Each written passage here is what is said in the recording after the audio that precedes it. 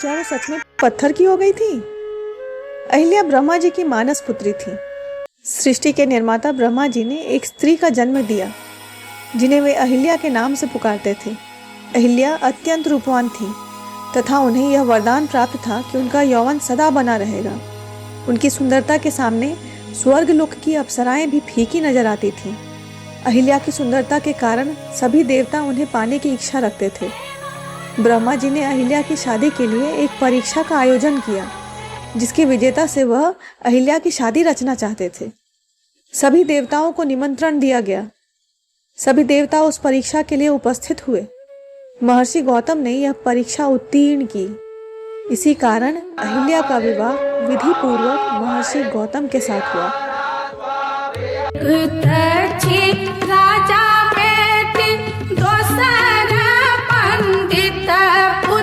इंद्रदेव अहिल्या की सुंदरता पर अत्यधिक मोहित हुए। एक दिन इच्छा के वशीभूत इंद्रदेव पृथ्वी लोक में अहिल्या से मिलने चले आए।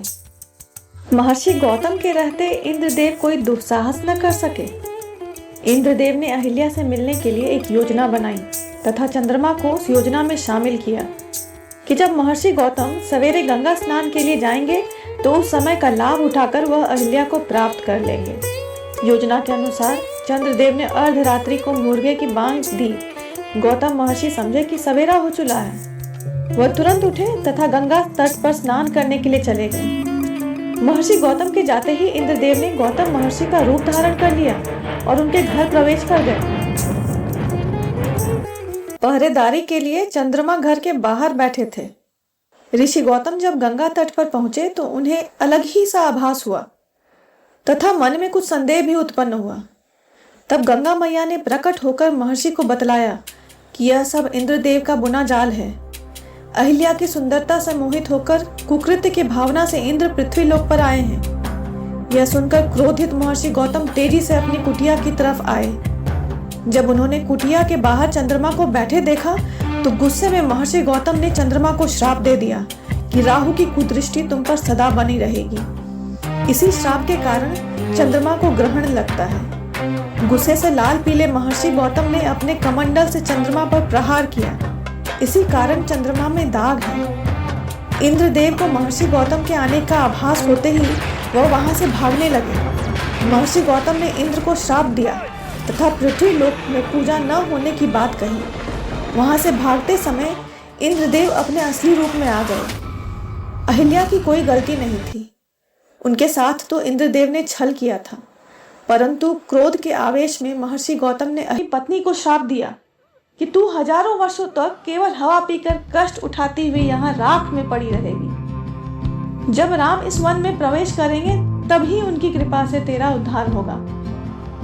तभी तो अपना पूर्व शरीर धारण करके मेरे पास आ सकेगी। यह कहकर गौतम ऋषि इस आश्रम को छोड़कर हिमालय पर जाकर तपस्या करने लगे। युग बीत गए और अब महर्षि विश्वामित्र राक्षसी ताड़का वध के लिए अयोध्या से प्रभु श्री राम और उनके भाई लक्ष्मण को लेकर के आए। ताड़का वध के बाद भगवान श्री राम की वन में एक तरफ वीरान पड़ी कुटिया पर नजर पड़ी तो वह वहां गए और अपने गुरु महर्षि विश्वामित्र से पूछा कि यह इतनी सुंदर कुटिया किसकी है जो इतनी वीरान पड़ी है। प्रतीत होता है कि युगों से यहाँ कोई आया गया नहीं है। कोई पशु पक्षी भी इस सुंदर कुटिया में नजर नहीं आ रहा। आखिर इसका क्या कारण है गुरुदेव? तब महर्षि विश्वामित्र ने कहा कि यह कुटिया वर्षों से आपके ही आने का इंतजार कर रही है।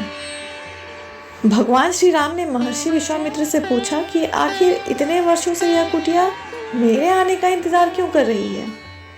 इतना सुनकर महर्षि विश्वामित्र ने भगवान श्री राम एवं लक्ष्मण जी को अहिल्या की पूरी कथा सुनाई। पूरी कथा सुनने के बाद विश्वामित्र जी ने कहा, हे राम, अब तुम आश्रम के अंदर जाकर अहिल्या का उद्धार करो। विश्वामित्र जी की बात सुनकर वे दोनों भाई आश्रम के भीतर प्रविष्ट हुए। वहां तपस्या में निरत अहिल्या कहीं दिखाई नहीं दे रही थी। केवल उसका तेज संपूर्ण वातावरण में व्याप्त हो रहा था। जब अहिल्या की दृष्टि राम पर पड़ी तो उनकी पवित्र दर्शन पाकर एक बार फिर सुंदर नारी के रूप में दिखाई देने लगी। नारी रूप में अहिल्या को सम्मुख पाकर राम और लक्ष्मण ने श्रद्धा पूर्वक उनके चरण स्पर्श किए।